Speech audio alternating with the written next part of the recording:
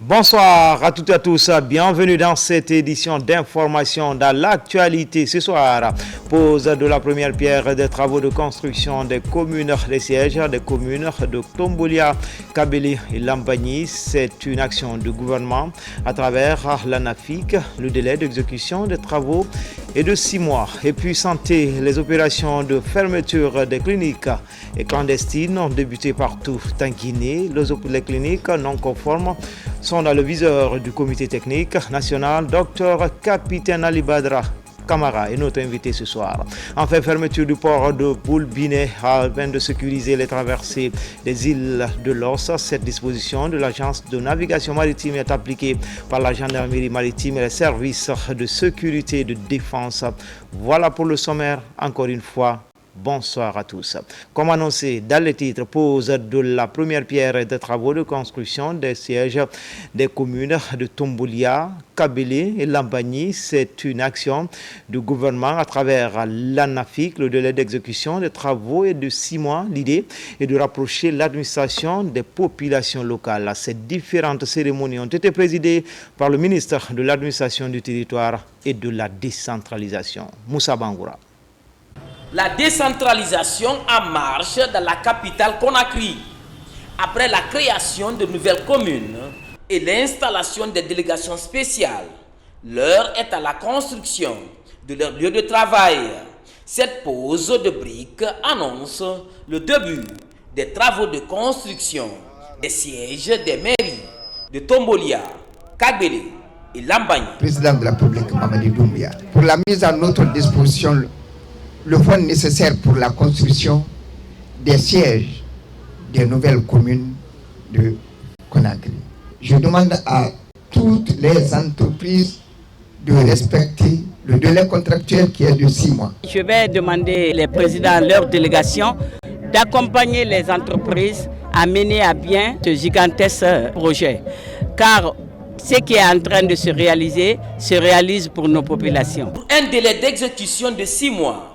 Ces édifices publics comprendront 2 bâtiments de 2 étages chacun, des salles de conférence et une quarantaine de bureaux.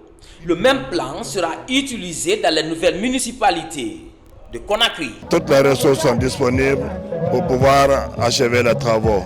Et à date, 70% des ressources liées au contrat sont mises à disposition du gouvernorat, qui en assure la maîtrise d'ouvrage par délégation des nouvelles communes. Notre siège, Kabele, un bâtiment qui va regorger beaucoup de bureaux et beaucoup de cadres qui seront là pour réfléchir et faire le développement de cette commune. Et cette stratégie, nous la devons à Monsieur le Président de la République, le général Mamadi Doumbia. La mairie prend l'engagement ferme que ce bijou que nous aurons sera entretenu, il sera dans de bonnes mains afin que la continuité soit toujours assurée sans problème. Le financement de ces infrastructures publiques est assuré par l'ANAFIC avec pour maître d'ouvrage le gouvernorat de Conakry.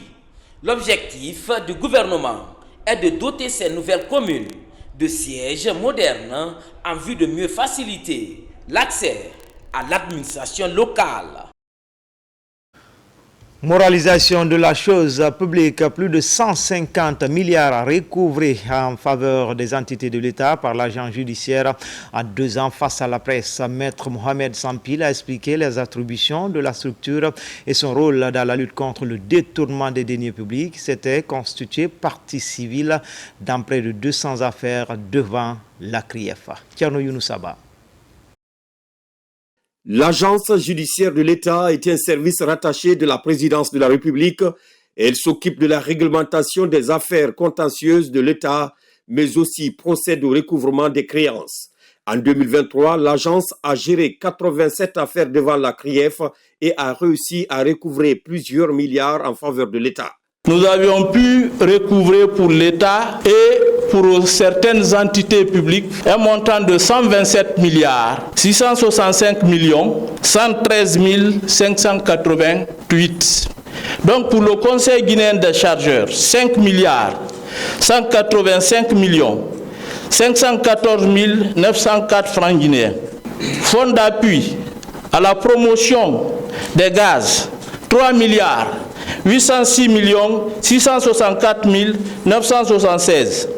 La SONAPI, 104 285 090 francs guinéens. Direction générale des douanes, 153 millions. Société navale guinéenne, 59 milliards 683 293 670. Société des eaux de Guinée, 324 717 000.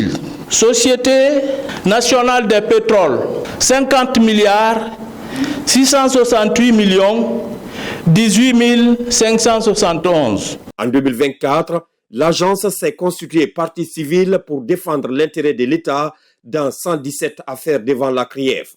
Aujourd'hui, elle a mobilisé plus de 30 milliards de francs guinéens.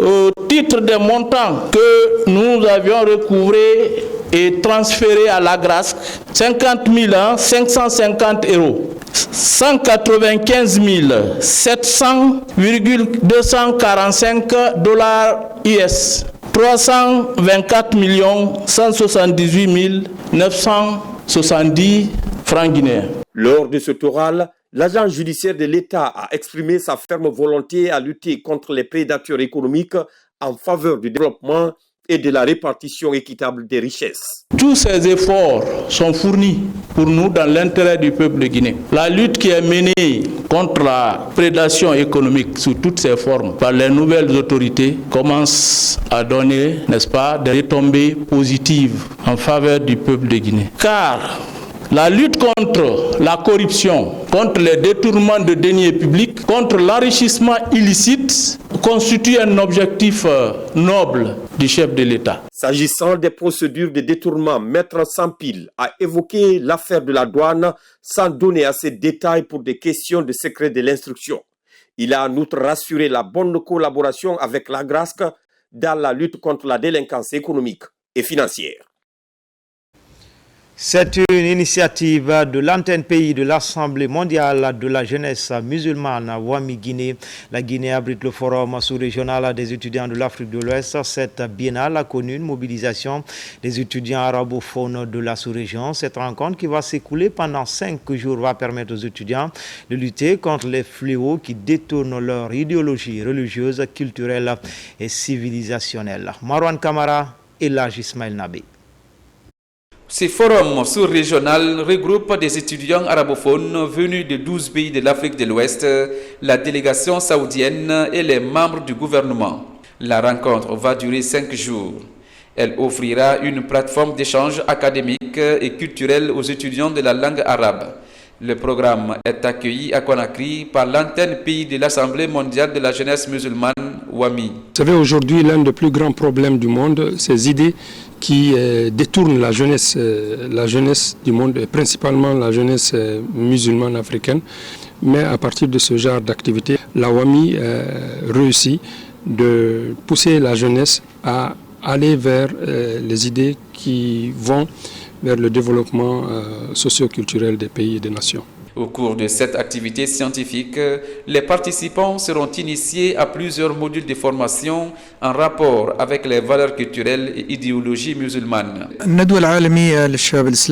L'objectif de ce séminaire tire tous ces idées ou ces idéaux des objectifs de la WAMI, qui se base principalement à protéger la jeunesse de toutes les idées radicalistes qui menacent aujourd'hui pas seulement la jeunesse, mais la société musulmane elle-même.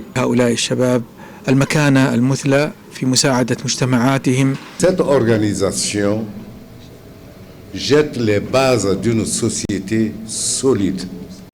Et quand une jeunesse d'un pays est bien formée, bien structurée, bien encadrée, à la clé, c'est le développement qui est assuré. Que la WAMI soit par là vivement remerciée. WAMI est une organisation à but non lucratif. Opérant en Guinée depuis plusieurs années, cette ONG d'origine saoudienne œuvre pour la promotion de l'islam et de l'éducation à travers des séances de formation et la construction des infrastructures scolaires et sanitaires en faveur des communautés.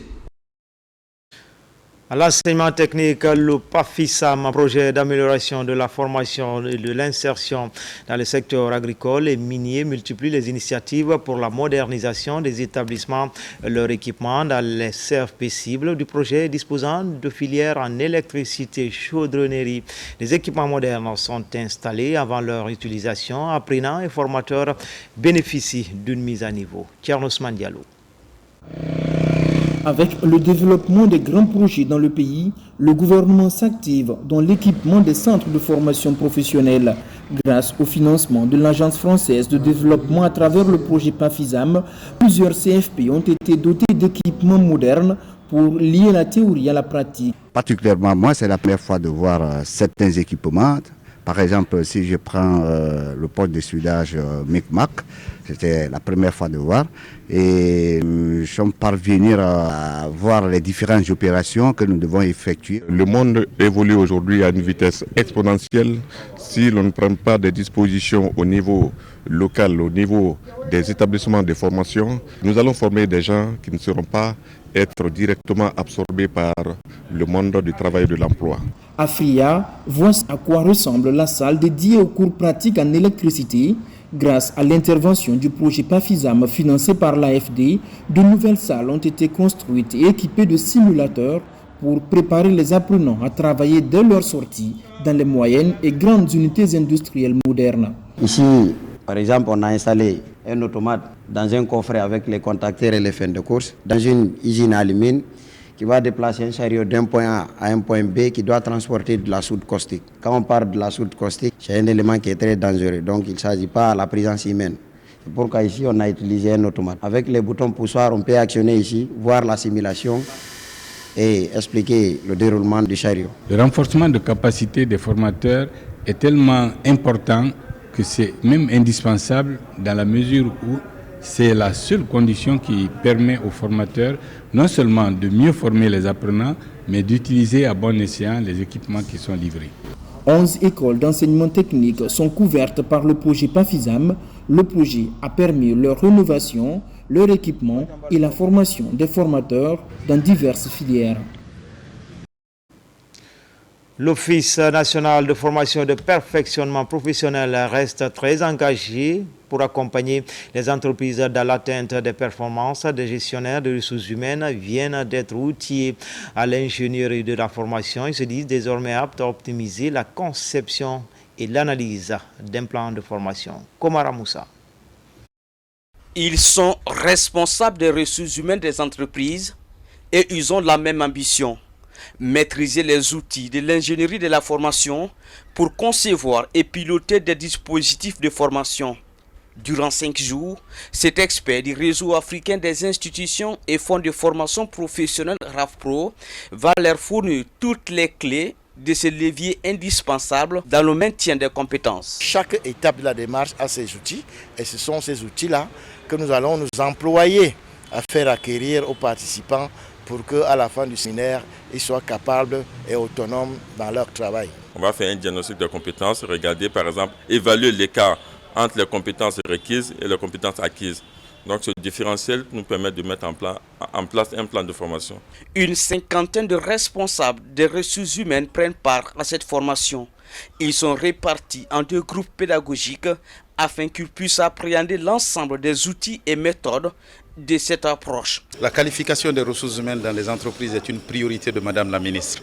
À ce titre, pour que les employés des entreprises soient mieux formés, faudrait-il encore que les responsables des ressources humaines, les directeurs des ressources humaines des entreprises soient qualifiés pour que nous puissions offrir une nouvelle offre de formation aux entreprises et ça tient beaucoup à Madame la Ministre et c'est pour cela que nous avons organisé cette formation qui consiste à doter les directeurs des ressources humaines des outils les permettant de faire des diagnostics, des bilans de compétences afin de qualifier le capital humain dans les entreprises. Et cette formation de grande portée, ces responsables des ressources humaines d'entreprises seront capables d'analyser, de concevoir, de planifier et de réaliser une action de formation afin d'atteindre efficacement l'objectif visé. Et puis le ministre du Travail et de la Fonction publique informe tous les nouveaux fonctionnaires récemment recrutés qui sont tenus de vérifier et compléter leurs informations administratives et de transmettre le relevé d'identité bancaire RIB auprès des chefs de division des ressources humaines CDDRH de leur ministère d'affectation. Cette démarche est essentielle pour permettre le traitement de leur prise en charge salariale à compter du mois de janvier 2025. La date limite de dépôt des RIB est fixé au vendredi 10 janvier 2025 à midi. Passé ce délai, le ministère ne saurait être tenu responsable des retards dans le versement des salaires des agents n'ayant pas rempli cette formalité dans les temps impartis. Pour toute question et précision, les agents concernés sont invités à se rapprocher de leur CDDRH. Le ministre du Travail et de la Fonction publique remercie l'ensemble des agents pour leur collaboration et leur diligence. Le ministre Faya François Boruno. Dissémination de la nouvelle politique de population des administrateurs publics et privés était récemment en concertation autour de cette thématique. Le ministère du Plan et de la Coopération internationale met les questions de population comme partie intégrante du processus de développement socio-économique. Explication Tabansila, Youssouf Kamara. Venus de plusieurs départements ministériels de l'Université de Somfonia et de la société civile, ces experts sont réunis autour de la dissémination des rapports nationaux du dividende démographique. La mise en œuvre de cette politique de développement est soutenue par la Banque mondiale à travers le projet SOET. La Guinée a été le premier pays d'ailleurs à avoir les résultats de la budgétisation sensible au dividende démographique qui ressort un peu l'indicateur du bien-être de la population. Il y a des secteurs qui sont identifiés dans lesquels l'État doit beaucoup investir pour obtenir vraiment l'indicateur du bien-être.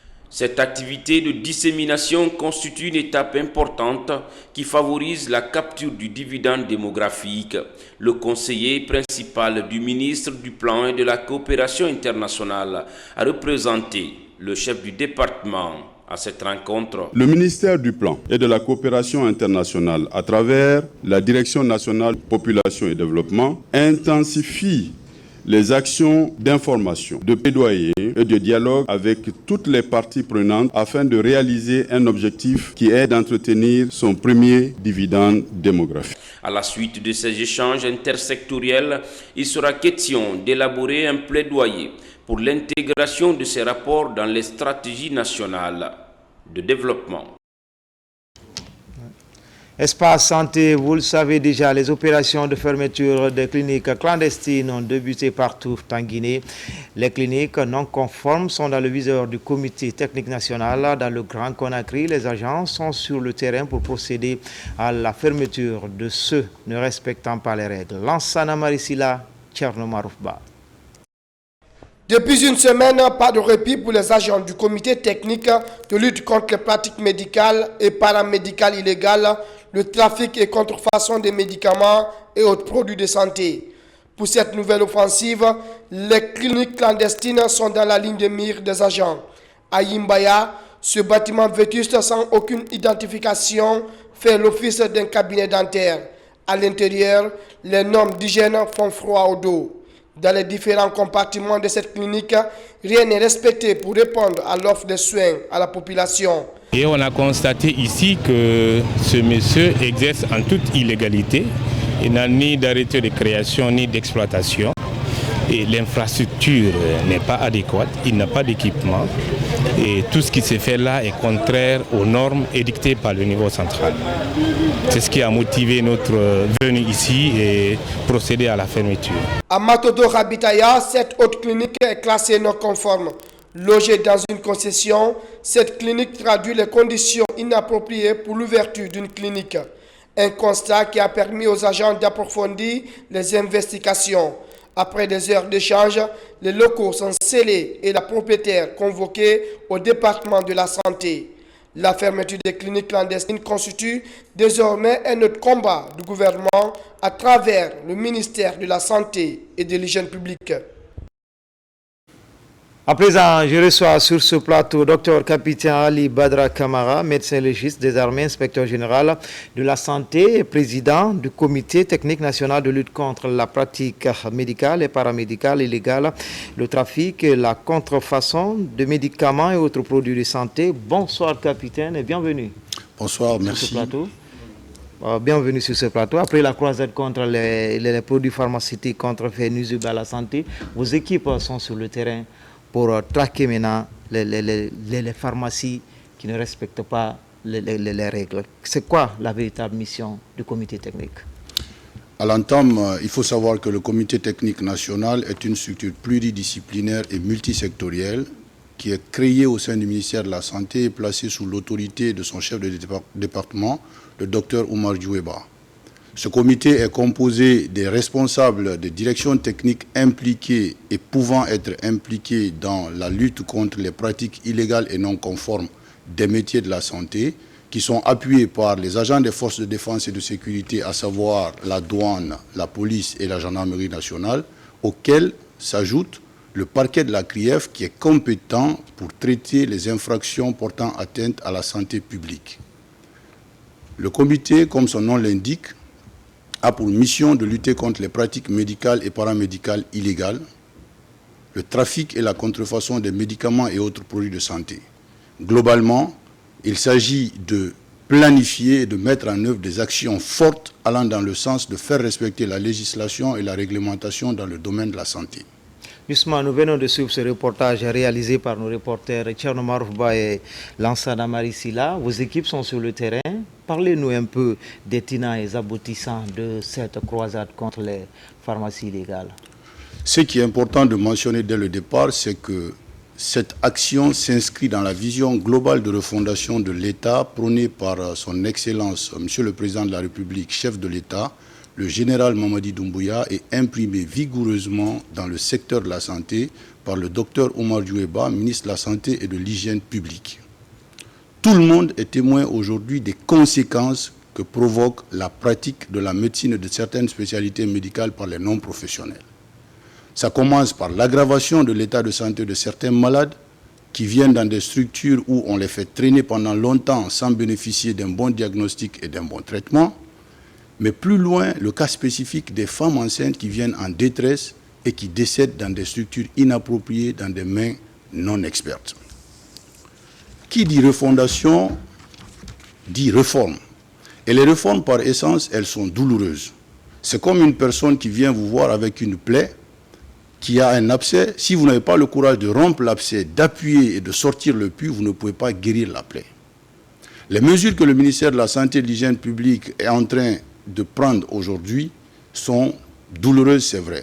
Elles porteront atteinte à l'intérêt personnel de certains praticiens, mais au bout du compte, ce que nous allons avoir, c'est la protection de notre population et au-delà, la préservation de notre santé publique et la noblesse des métiers de la santé. Ce n'est pas parce que pendant des décennies, nous n'avons pas respecté les règles que nous allons continuer à violer les règles. Si une génération a quitté les rails, il faut bien qu'une génération prenne la responsabilité de revenir sur les rails. C'est pourquoi toutes les structures qui sont administrativement dans des situations irrégulières et chez qui les conditions d'infrastructure, d'équipement et de personnel qualifié ne sont pas remplies, seront purement, ou d'ailleurs sont en train d'être purement et simplement fermés, et les responsables sont orientés vers le ministère de la Santé pour se régulariser. Par rapport à cela, nos services techniques sont disposés toute la journée à prendre en charge les cas spécifiques les concernant pour les aider à rentrer dans la régularité. De l'autre côté, toutes les structures au sein desquelles il sera constaté des infractions comme l'exercice illégal des professions de la santé, l'usurpation de titres ou de fonctions, le faux et usage de faux, la détention de substances nuisibles, ils seront purement et simplement interpellés et traduits devant les autorités judiciaires. Pour terminer, capitaine, vous n'êtes pas dans la répression seulement, vous êtes aussi dans la sensibilisation. Quel message pour ces détenteurs de pharmacies et cliniques illégales? Il est extrêmement important que tous les praticiens sachent que cette action est une action noble et qui va dans le sens de séparer les mauvaises graines des bonnes graines. tous ceux qui savent qu'ils détiennent des structures qui sont dans l'illégalité et qui ne sont pas dans un état de conformité selon les normes édictées par le ministère de la Santé doivent purement et simplement fermer leurs structures et se retourner vers le ministère de la Santé pour se régulariser. Il est important d'inviter aussi les dirigeants, les responsables locaux, à savoir les présidents des délégations spéciales, les chefs de quartier, les chefs de secteur, puisque c'est eux qui connaissent bien leur circonscription. Nos équipes sont déployées. Notre souhait est que vraiment ils soient appuyés par eux et orientés vers les endroits où ils peuvent faire leur intervention.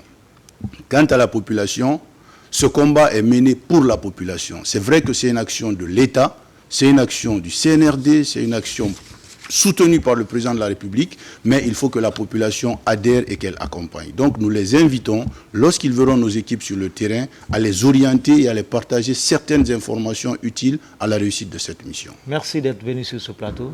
Je vous en prie, merci beaucoup, monsieur. Ok, vous allez rester avec nous. On va partir en région forestière où la lutte contre les MGF, le ministère des Personnes vulnérables met en place des actions pour éradiquer ce fléau. Après plusieurs enquêtes, le constat révèle qu'aucun cas de mutilation génitale féminine ne se produit sans l'implication d'un professionnel de la santé. C'est ainsi qu'une campagne de sensibilisation est lancée à région forestière, notamment dans les écoles de Nzérékouré. Mohamed Salioupaï, Lancé Kamisoko, Mohamed Lamine Diallo. Informer les étudiants en santé sur la gravité des mutilations génitales féminines et les sensibiliser à ne pas participer de quelque manière que ce soit à cette pratique néfaste, tel est l'objectif visé par cette campagne de sensibilisation. À travers cette démarche, le ministère de la Promotion féminine entend inculquer aux futurs professionnels de la santé des valeurs de respect et de protection des droits des femmes et des filles afin qu'ils soient des acteurs clés dans la lutte contre ce fléau qui gangrène notre société. Il ne se passe pas un cas de mutilation génitale féminine à l'heure actuelle sans l'implication d'un agent de la santé. Et c'est pourquoi l'idée est venue pour élargir l'information au niveau des écoles de la santé de la région, pour amener les futurs médecins d'État et les futures infirmières à se passer de ce fléau. Les conséquences accrues, c'est parce que si on dit que ça peut créer des fistules, cela ne veut pas dire que si toi tu fais en tant que médecin, tu ne peux pas avoir des fistules parce que tu réduis ici, n'est-ce pas, l'anneau vaginal. Et dès que tu le fais, cela va créer des accouchements difficiles. Il importe de rappeler que la pratique des mutilations génitales féminines est strictement interdite et punie par la loi en Guinée. Cette campagne de sensibilisation est la preuve de l'engagement des défenseurs des droits des femmes et filles à bâtir un avenir sans mutilation génitale féminine. Et notre pays, la Guinée, veut incarner cette révolution en honorant ses engagements vis-à-vis des conventions et traités internationaux en la matière. Violence sexuelle, le phénomène est devenu récurrent ces derniers temps à Conakry. 149 cas enregistrés en 2024. Je dis bien 149 cas enregistrés en 2024 selon l'OPROGEM. Une réalité qui pousse le ministère de la Promotion féminine et le Haut Commissariat des Nations Unies à mettre des stratégies visant désormais à réprimer toutes les actions allant dans ce sens. Les présidents des tribunaux, certains responsables de barreaux accompagnent la croisade. Mohamed De Camara. Les violences sexuelles continuent à prendre de l'ampleur dans le pays. Les dernières statistiques de l'OPROGEM estiment qu'il y a eu 149 cas de viol, notamment en 2024. Ces multiples cas de violence amènent les autorités du pays, à travers le ministère de la Promotion féminine, de l'enfance et des personnes vulnérables, de faire une étude sur la réponse judiciaire aux violences sexuelles. L'étude ne se limite pas à une simple analyse théorique, mais elle se fonde sur une collecte de données menée de manière participative, impliquant non seulement les professionnels de la justice, mais aussi des acteurs de la société civile. Les actions qui ont été portées comme recommandations seront mises en œuvre pour le bien-être des survivants de viol. L'étude vise à orienter des réformes concrètes en vue d'assurer une meilleure prise en charge des victimes et une répression plus efficace des auteurs, un engagement des autorités du pays.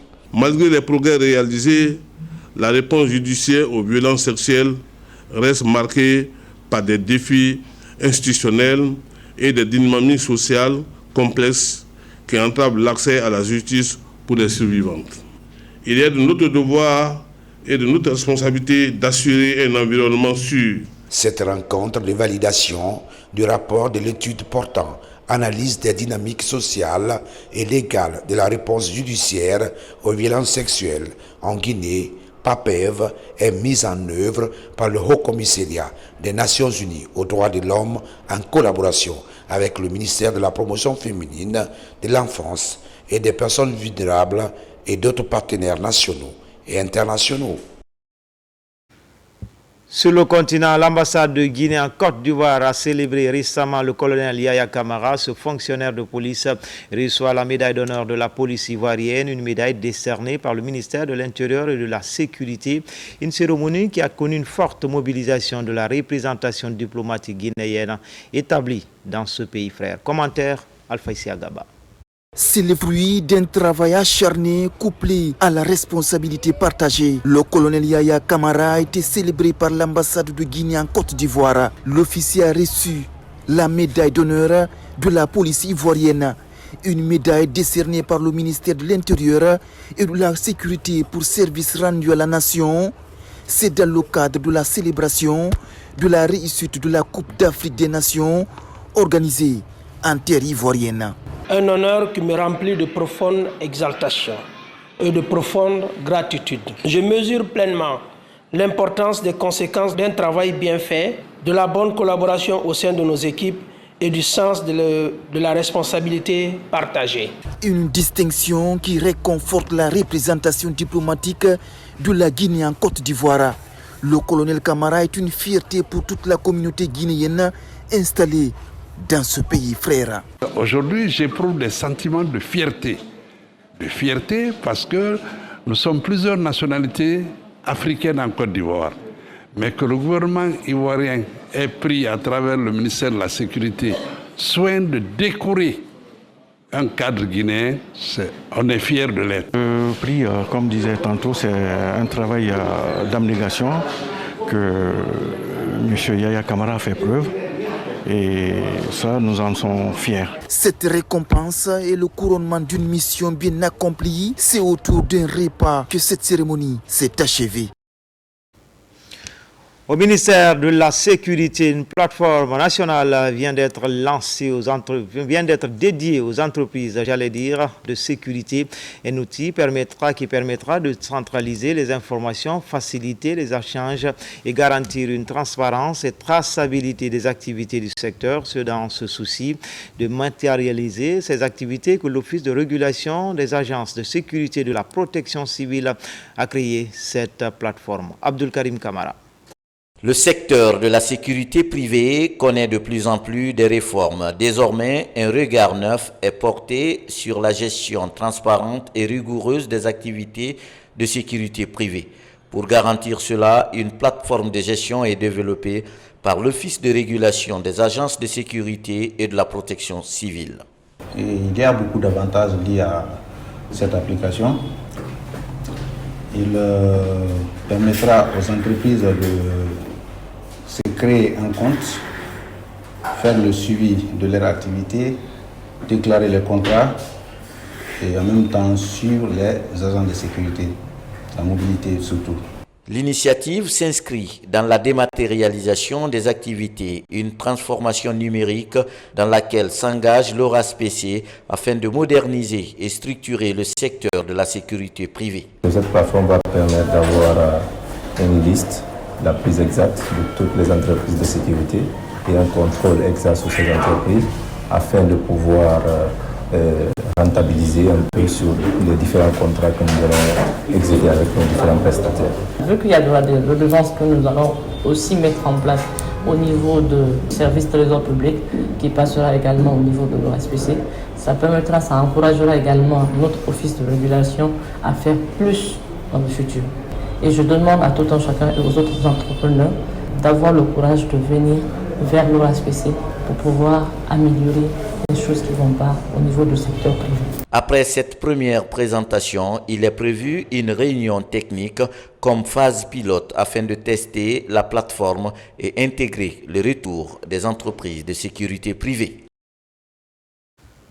Dans l'actualité également, fermeture du port de Boulbiné afin de sécuriser la traversée des îles de l'Os. Cette disposition de l'Agence nationale de navigation maritime est appliquée par la gendarmerie maritime et les autres services de défense et de sécurité. Une innovation saluée par les passagers qui empruntent en toute sécurité des bateaux de grande capacité adaptés pour le transport maritime. Moussa Bangoura. Par le biais d'un communiqué lu sur les ondes de la télévision nationale, le port de Boulbiné est fermé aux usagers du 31 décembre 2024 au 5 janvier 2025. Une décision de l'Agence de navigation maritime du ministère des Transports en collaboration avec les services de défense et de sécurité. L'enjeu est de sécuriser les traversées de l'archipel des îles de l'Os en cette période de forte mobilité due aux festivités de fin d'année. Nous sommes venus voir effectivement si les consignes de sécurité et les dispositifs de sécurité qu'on a mis en place ici sont respectés. Mais pour le moment, tout se passe bien. Et on a déployé les agents sur le terrain, à Kassa, à Rome et partout. Mais pour le moment, tout se passe bien. Voilà, et tous les bateaux aussi sont dotés de gilets de sauvetage. Durant une semaine, la gare maritime de Sandervalia et la marina du Petit Bateau sont les deux points d'embarquement pour les îles de l'Os. Pour réussir ce pari, la direction générale de la société navale guinéenne a mis à la disposition des passagers 5 bateaux de grande capacité pour concilier confort et sécurité afin de sauver des vies. L'objectif de cette opération ce matin, c'est vraiment de faire traverser nos touristes et la population sans incident. Parce que nous avons reçu quand même ces consignes fermes de nos autorités de faire une traversée sans incident avec le plus grand confort. L'émotion, moi franchement, je dis waouh, c'est super et super vraiment bien. Je peux dire tout est confortable, tout est normal, tout est bien. Franchement, j'apprécie.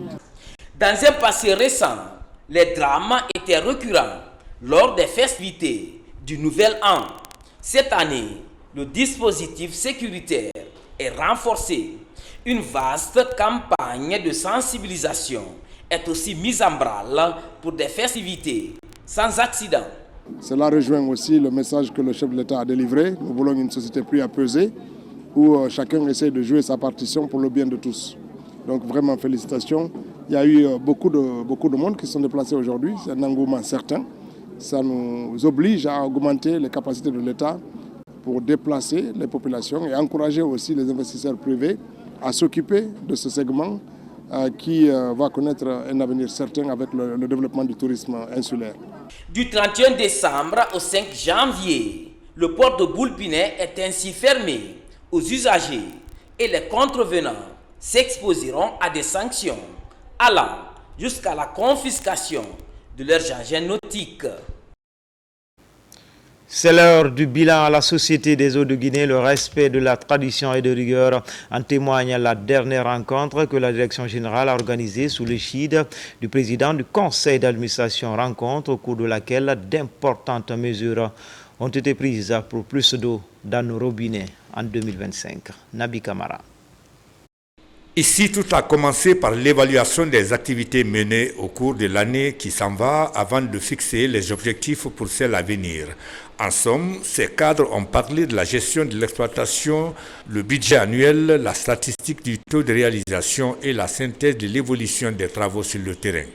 Effectivement, nous avons présenté la physionomie du réalisé, comparé aux objectifs à l'initial au démarrage de l'année 2024. Bon, il ressort que la SEG a véritablement traversé une période extrêmement difficile, compte tenu de la conjoncture qu'elle rencontre. C'est sur le plan de l'alimentation en eau potable. Les infrastructures sont dans un état de dégradation très très avancé à cause de leur vétusté et à cause du fait que derrière, il n'y a pas eu de plan suffisant d'accompagnement sur la maintenance préventive pour éviter les casses. Pour cela, l'État est interpellé, quand bien même l'engagement de la Direction générale de la Société des eaux de Guinée est total. La SEG est une société publique qui est très malade parce qu'il y a des déficits d'ordre structurel qui font qu'elle n'arrive pas à remplir correctement sa mission. Mais le motif d'espoir, c'est qu'il y a une équipe dirigeante qui est très dynamique, qui est dévouée et qui veut changer les choses au sein de la SEG de façon à satisfaire les besoins de la population, c'est-à-dire fournir la population en eau potable. Donc c'est un défi à relever. Au cours des débats, il a été question également des cotisations sociales pour permettre la prise en charge éventuelle des travailleurs de la SEG en cas de problème. Coup de balai, des citoyens de la nouvelle commune de Kabylie adhèrent ainsi à cet ambitieux programme du gouvernement pour rendre plus attrayante cette autre porte d'entrée de Conakry. La promotion du civisme est aussi recommandée. Mounir Bari, Alpha Kamara, Lancé Koulibaly. Dans la nouvelle commune urbaine de Kabylie, la question de la salubrité publique est un point nodal. Avec l'adhésion totale des populations locales, les rues, carrefours et autres endroits critiques sont débarrassés des ordures pour promouvoir l'hygiène et la salubrité publique. Nous sommes là pour assainir notre quartier et nous voulons rendre le quartier exemplaire, un quartier meilleur et pur et pour notre santé. Nous sommes très contents de l'idée que M. le Président de la République a initiée. C'est pour cela qu'il est le parent de cette initiative. Lui-même le parent, pelle et picasse pour le nettoyage. Donc nous serons exemplaires comme lui. De la cimenterie en passant par Baïloubaya jusqu'au quartier Tobolon, le président de la délégation spéciale en compagnie des populations de sa juridiction était sur plusieurs fronts. Bon, l'assainissement est un problème national. Ça s'inscrit dans la droite ligne avec le projet de M. le Président de la République, le général Mamadi Doumbouya, qui a instruit à tout le pays de faire l'assainissement et que la compétence est en train d'être transférée dans les communes. C'est ce que nous sommes en train d'expérimenter pour le moment. Avec l'engagement du gouvernement et des communes urbaines, la capitale Conakry va au fur et à mesure retrouver son image d'antan. Au-delà de cette vaste opération d'assainissement, une campagne de sensibilisation et d'information sur les notions de citoyenneté est conjointement mise en branle pour un environnement sain susceptible de garantir la santé publique. Des jeunes de Ratoma prônent la non-violence dans leur commune. Un cadre de réflexion est créé pour intégrer les questions de sécurité et de paix dans le plan de développement local. 11 chefs de quartier s'engagent à maintenir un climat de paix dans cette collectivité. Abakar Junior Kamara.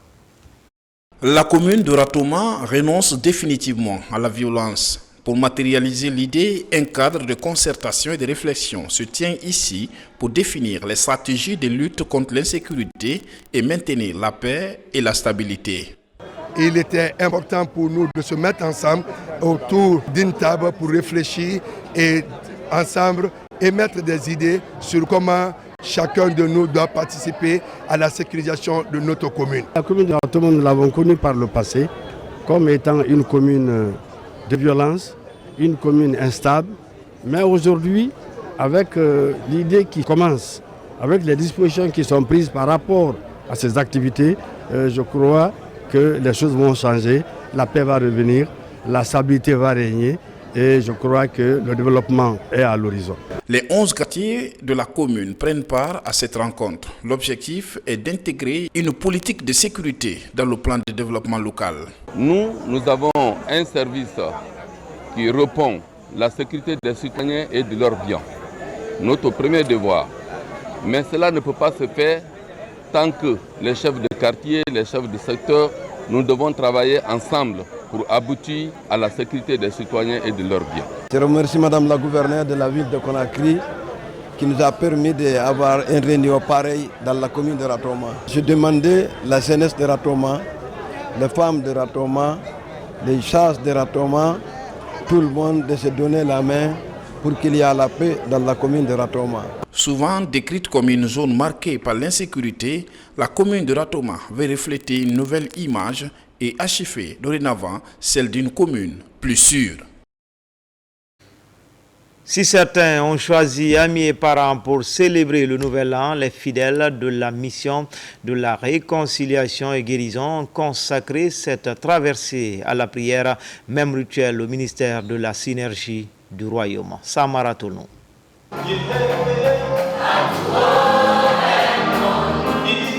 Pour accueillir le nouvel an, les fidèles croyants des églises de la réconciliation et guérison de Conakry et des villes environnantes se sont donné rendez-vous à la cathédrale La Grâce de Keitaya.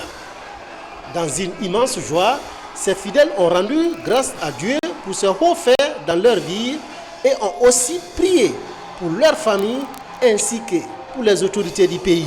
Nous sommes mis ensemble pour prier pour notre pays, prier pour nos autorités, prier que Dieu leur donne la force. Dieu soutient le chef de l'État, Dieu soutient ses collaborateurs, Dieu soutienne chaque homme de ce pays et prie de paix pour que la Guinée soit un havre de paix. Parce qu'avec la paix, on peut tout bâtir. Pour moi, il est très important de commencer l'année dans la maison de Dieu. Parce que Dieu, on le met en priorité. Et après Dieu, nous avons plein d'autres événements à célébrer. Au ministère de la synergie du royaume, les fidèles étaient aussi présents au temple pour rendre gloire à Dieu pour le nouvel an et ont également prié pour la paix en Guinée.